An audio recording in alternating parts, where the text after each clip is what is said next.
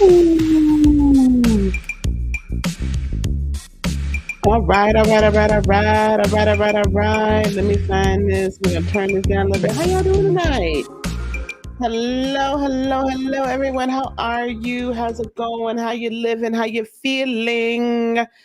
We're gonna have a conversation tonight. I'm gonna pick up pretty much where we left off with our discussion about um, shadow work. We're going to talk a little bit more about shadow work tonight, and we're going to talk about shadow encounters. So, how do we identify our shadow? How do we identify our shadow? So, first of all, as y'all are coming in, please do me a favor and hit the like button. If you haven't already subscribed, please do hit that subscribe button. And yeah, we're just going to have a little bit of fun here and talk about some really important things as we dive into shadow work and how to do it. If you guys can hear me, let me know in the chat. And also let me know if you have done any shadow work. I think I'm going to put up a poll. Let me put up a poll, start a poll. Um, have let's put this. Do you know? Do you know what some of your shadows are? We're going to put up that poll. We're going to have that up there. Okay. All right. All right. All right. So I hope you guys are ready. We're going to go on and get started. Okay. Um, First of all, I want to thank you. I want to embrace you. I want to say, I love you. I understand. I understand. I get it. It is not easy to do shadow work. Shadow work is not easy at all. And a lot of times, I think, we talked the last time we spoke in the shadow series, we spoke about the power that one can find when one embraces their shadow. That it is truly a powerful thing to do. And I believe the last time I did speak on the fact that shadow in and of itself is trapped light. It is light that has been densely compacted. It's been light that has I don't know why it's not okay. I hope we're live on Facebook. It's light that has, like, when somebody tries to like snuff your light out, like when you're like a little child, when you're a child and you're like, I want to be an astronaut. And I've heard parents over the years say these things. Oh, you're just crazy. There's no way you're gonna be an astronaut. Yeah, it's nuts. You ain't gonna be it. You ain't gonna do it. It ain't gonna work. You might as well, consider something that's a little bit more within your reach. That's your light being snuffed out, right? That's another dream that's been cut down. That's all these things, right? And so our shadow then kind of becomes a series of limiting beliefs and a series of energies or thoughts or thought processes that we have programmed within our brain, right? And that kind of hold us back from actually experiencing a fulfilled life. They are the hidden parts of ourselves. They include, like I said, the limiting beliefs, social constructs, learned behaviors, learned limitations. They include triggers. All of these things then become part of what we consider shadow. And they're not always visible. In fact, most of the time, they're not visible. So, how do we begin to identify what's a shadow and what's not? Because these shadow energies, this shadow part of ourselves, is like in the background, and what it can end up. I'm so sorry, it's late for me. I'm ready to go to bed. Child, I wasn't even gonna come live tonight because I was like, oh, I'm tired. But let me go. I said, let me go live. Um, they it can end up being like self-sabotaging beliefs and behaviors. It can influence our decisions, our relationships, our overall being, well-being. It really, these shadows can hold us back. And a lot of times we don't even know how to identify what's shadow and what's just something else, right? Um, and I think for a lot, like a lot of times we'll say that our behaviors are, that's just how we are, that's just how that person is, but it's really a result of things that have happened to that person or to you that cause you now to behave in this certain way. So, identifying shadows. You guys with me so far? If you're with me, give me a heart in the chat, or give me a yep, I'm with you in the chat. I'm going to check on the poll a little bit. Um, oh, this is interesting. So let me see if I can't. So everybody so far are saying that they do not know what their shadows are. Oh, we're going to have fun tonight. Hey, Tasha, how are you? Hey, hey, hey, good evening, good evening. Okay, this is going to be interesting then. Let's really get into it. Okay. What are shadows? Do you guys know what some of your limiting beliefs are? So let's start here. Um, put a 1 in the chat if you do not believe that you are going to be able to have a successful, fulfilling relationship, or that members of the opposite sex, 99.99% of them are trash. How about that? Or the vast majority.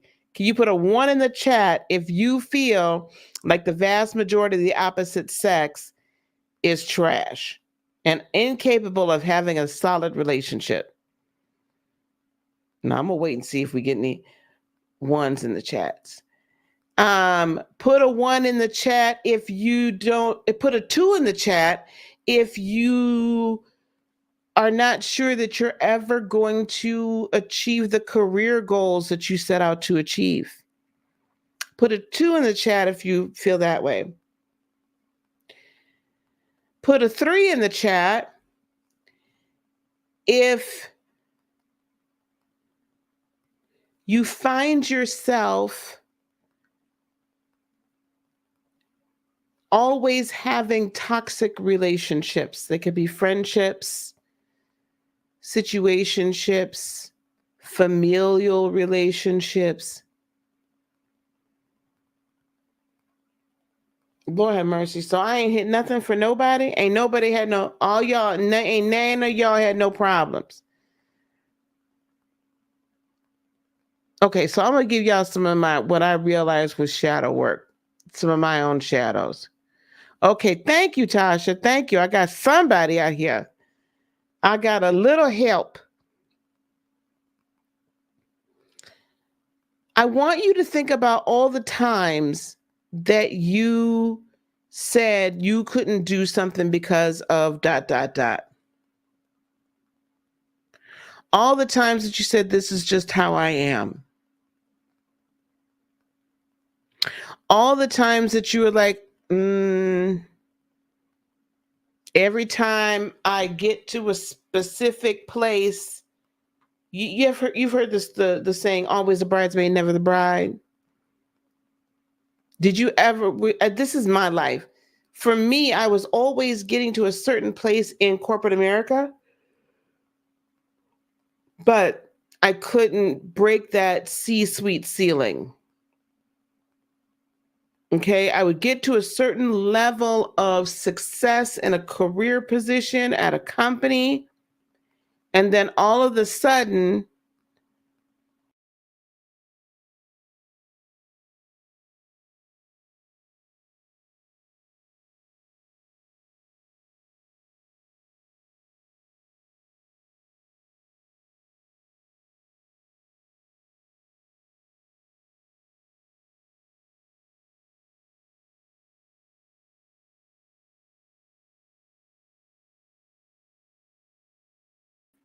It was self-sabotage. I would do things, or I would believe that I was waiting for the other shoe to drop. Just when I thought my life was about to be great, the other shoe would drop.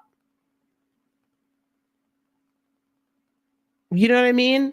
So just right before, maybe I'd get one promotion and I'm up for another promotion, just before that third promotion, up until I turned 50 years old, and be super honest with you, or 40 something, about 47, 48. I would get to this point, and then all of a sudden, I couldn't get no further. Tasha said she felt that way in healthcare. I would get to this place, and then I could get no further. My relationships, I would choose the same person, but it'd be a different name and a different face. They were not emotionally available. They were, a lot of times they didn't have, they weren't, there was not equity in the economics.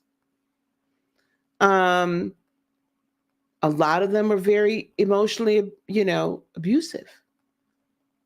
Some physically. So all of these things, right? Or I wouldn't have very good friendships. Like I couldn't have friendships with women for a long time. Sometimes I still find it a little difficult, but I couldn't have very solid friendships with other women. There were a lot of different things, or I would like get, oh my gosh, I would go off like a bottle rocket. It would take me, I was passive aggressive. And then by the time I really exploded, became aggressive aggressive, it was like a whole volcanic explosion. Each time anything like that happened, I was actually encountering my shadow. I was encountering a portion of me that was a subconscious program that was running that I didn't even know was running. And then when certain things would happen, it would kick in. And all of a sudden, it would take over. We used to have running jokes. I don't know if y'all still do. I mean, actually, everybody does. You know how like Beyonce, her alter ego is like Sasha Fierce, and Nicki Minaj's alter ego is Roman, and all that, right? Well, I mean, I think a lot of us have alter egos. There's a one person that people see for the most part all the time, and then there's another person that when it clicks, when you done triggered that person, that ain't the person you want. You thought you wanted that person, but that ain't the person you really wanted. That's a whole nother being, right? On the aggressive side, sometimes we'll be another person that we don't want to be, where we get used up, abused, all that kind of stuff. We become a doormat or a footstool in relationships or in situations, right? And then we don't want to be that, even at work. We never get past a certain earning potential, or past a certain position in the company or in our career. We never achieve that, or we don't open our own business. Whatever the case is, we don't achieve what we want to in that world, because there's a set of programs that are running in the background that are keeping us from getting there. Even to the point, I'm going to tell you something, even to the point where I would get laid off, or that I would get downsized at a company right before I was about to get to that next level. Now you could say, well, Lisa, you didn't create that. The company downsized, or the company laid you off. But subconsciously, I was creating the reality that I was not going to achieve at that point a six-figure income. That was so elusive for me for the majority of my career, until my late 40s. I think I said 50, but I may have said 48 or something. I think it was 50. But I had said that by the time I was 50 that I would earn six figures, and it took me till I was about 48 years old before I earned 47, 48 years old before I was earning six figures at my job. I said I was going to own a house by 50. I bought the house about when I was 48, 49 years old. No, 50. I was 50. Because I'm 55 now. We've owned the house for 4 or 5 years. Could I have bought a house any other time? Yes, absolutely. But could I have earned six figures before then? Absolutely, I could have. But I literally subconsciously, because of what was running in the background, I was creating the reality. That shadow programming, that shadow energy was stronger than the light energy. It was stronger than the energy than that, because I was subconsciously aware of it. And so my identity was shaped by my shadow energy, not consciously by my light energy that then would would replace the shadow programming. I hope this is making sense. Really, the shadow is a set of programs and belief systems that have been imparted in your subconscious that are running constantly and that activate without you even knowing. So until you go in there, until we begin to realize when we're encountering shadow energy programs, we're not going to be able to identify them and then rectify them. Okay? And you can see how these significantly impact your lives. Now, how do we identify our shadow? This is how we do it. And we're not going to be here long tonight. First of all, what I want you to do is I want you to start to look across your life. And I want you to start to identify. You could write this down in a journal. Identify when major changes or disappointments or, issues, traumas, whatever occurred in your life.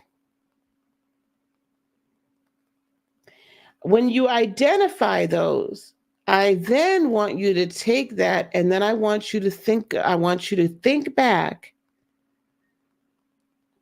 to what all was going on in your life. So if I go back mid 2000s, when I got mid to late 2000s, when I got laid off at a particular company. And I had been there for a little bit. It was fine, but I started to have problems. I started to make mistakes. I started to have people begin to come and sabotage. At the same time that some of the VPs were eyeing me for a director role, I had a director that was like, this heifer, no, she can't, right? Because I wasn't a lifer. So I started to have, all of a sudden now I'm having these issues, right? I had gotten a couple big promotions and doing some great things, helping win some amazing, accounts. But all of a sudden now I've got this group of people, and they were women, that were kind of jealous, to be honest with you. And so there was a lot of sabotage. And my director at the time made a major error and then basically didn't own it and pinned it on me. So when it came time for downsizing, they used that downsizing to get rid of me. Now, how in the world did I create that reality? because in my programming, as I'm laying out all of these characters, right? So I have the people that are in my corner. They're like, "Hey, you're doing a great job." Da da da da. They really really enjoy. However, those VPs did not save my ass. Pardon my French. They didn't save me. So can I put that? What kind of category can I put that in? I could probably put that in the category of not being really there for me, not really being in my corner, being emotionally unavailable to me. I know I was working with them, but you understand what I'm saying? Like, if you're a boss, if you're a VP, and you see somebody that you really like, you're going to do whatever you can, I would, to save that person if it comes down to choosing between different people. Right? I'm gonna have a sense of loyalty to that person because that person has done certain things for me. But they were not emotionally available. They did not give me the same loyalty. They did not give me the same respect that I thought that their mouth said, their actions didn't. I also had a group of people that was doing what? Sabotaging me. That thought extremely highly of themselves. That smiled in my face and stabbed me in my back, child. I've got all these energies going on. Well, how? But you have to remember that whatever's going on in your life, you're attracting it. You are creating it in some way, shape, form, or fashion. So then you take a step back when you like look at all the players and all the energies, what's happening in that, what happened in that frame, that time frame. Then I want you to go back a little bit further and keep going back. Where did I first encounter a situation, or where did I encounter a situation where someone was not emotionally available to me? They weren't loyal to me. They didn't support me. They didn't save me. They didn't take care of me. Where did I encounter where people were jealous, passive aggressive, whatever, and did things to sabotage me? How often did that happen? Start identifying all the times in your life that happened up until that point. Because you got programmed along the way. I got programmed. I'll put it on me, not on y'all, because I know y'all, this didn't happen to y'all. I got programmed all along the way. My father was not emotionally available to me. My mother was not emotionally available to me either. I did not feel protected. I always had to watch, like, there was always this pitting against everybody where you had to watch, you had to save your own butt and you would sell somebody else, one of your siblings, down the river so that you wouldn't get the whooping. Because it wasn't just regular weapons in my household, right? I'm being totally transparent. All this stuff becomes shadow. All this stuff becomes programming. All this stuff continues to play out time and time and time and time and time again in my life in different ways. If I look at interpersonal relationships, well, my mother was just trying to survive physically, mentally, and emotionally. She had nothing else for me. And because my father had kind of pit me against my mother, I didn't realize that's what was going on. But behind the scenes, he's pitting me against her. Well, that was another reason I got rejected by my mother. Hi, Jen. So when I look at why is it that I was having trouble having relationships with women? Because I couldn't even trust my own mother. I didn't feel loved by my own mama. We're fine now. But do you see what I'm saying? So that became shadow programming in my world. That became shadow. This not embracing. And plus, my father was I'm very much like my daddy. I would always say that The only reason I'm not precisely exactly like my father is because I was not born male. That my saving grace was being born female. Otherwise, I've been just like him. Now, in saying that, I also, though, but my father also was just because I was so much like him, the feminine side of me that he perceived as weak in most, in a patriarchal society, I was told to suppress that at every turn. I was told to suppress it and taught to. There was no time for crying. There was no time for none of this. We didn't have time for all those shenanigans. You better figure it out, girl. You better get it together. Ain't no tears. You can cry later, but you better figure out what's going on now. Feeling was not, you didn't feel anything. So I suppressed my feminine side. I suppressed the expression of my emotions until it just couldn't be suppressed any longer. And then I blow up. Shadow. Because there was an expectation that we were going to read daddy's mind. Then I grew up having that same expectation of others. What do you mean you don't know what I mean? Can't you read my mind? You know me by now. Triggered. Like all these things. Not thinking that I'm enough. That's shadow. That's shadow work. That working on that is shadow work. Right? What happens as a result of you not loving yourself?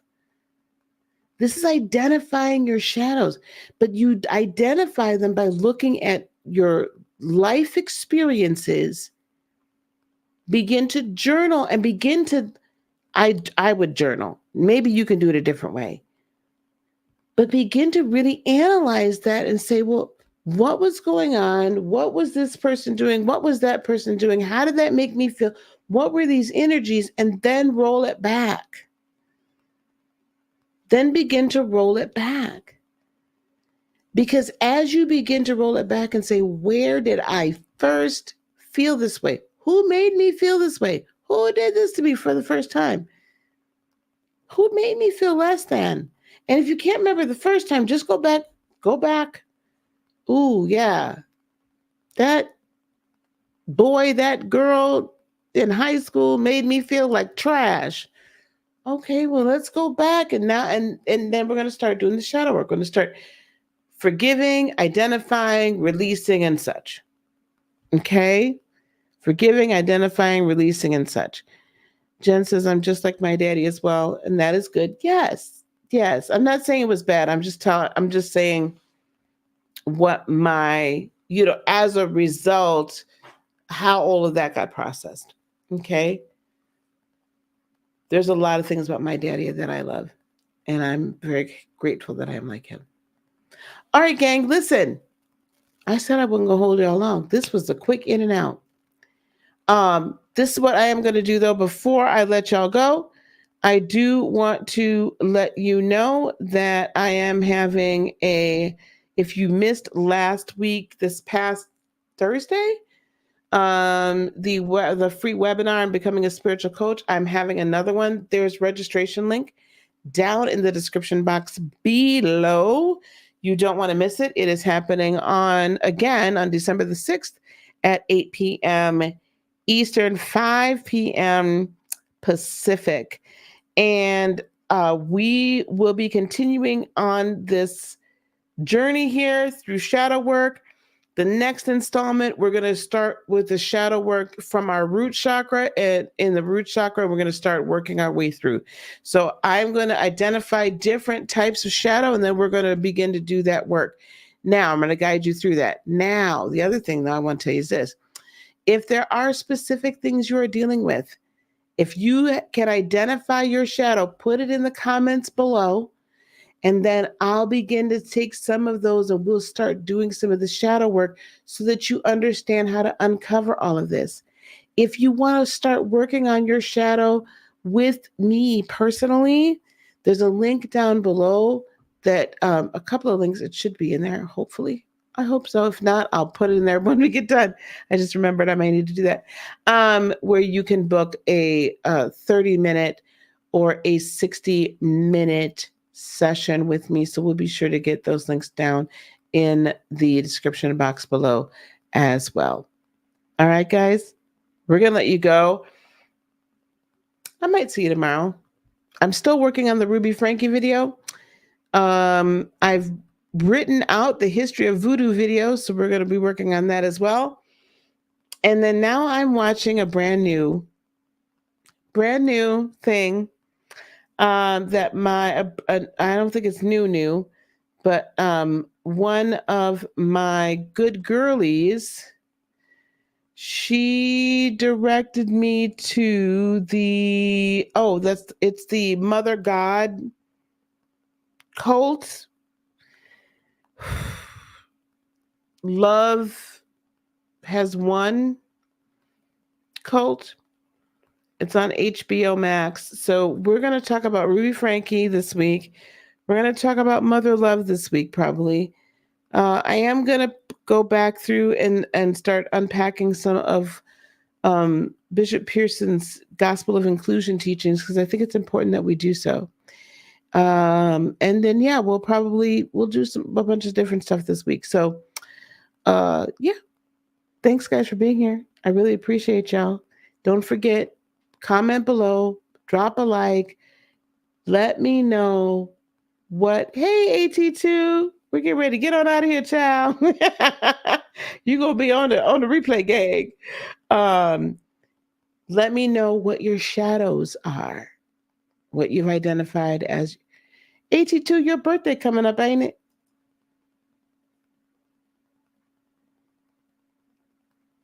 I feel like I hope I didn't miss it. I feel like it's coming soon. Okay. All right, guys. I'll catch y'all on the 19th. Oh, okay. So I didn't miss it. I got time. Okay, good. All right, guys. We'll catch you. Let me know what your shadows are. Let me know what you're working on, and then we'll start picking specific shadow, and then we'll start working on it. Peace, love, blessings, and joy be unto you today, tomorrow, and for all eternity. I love you so much. Namaste. Bye, guys.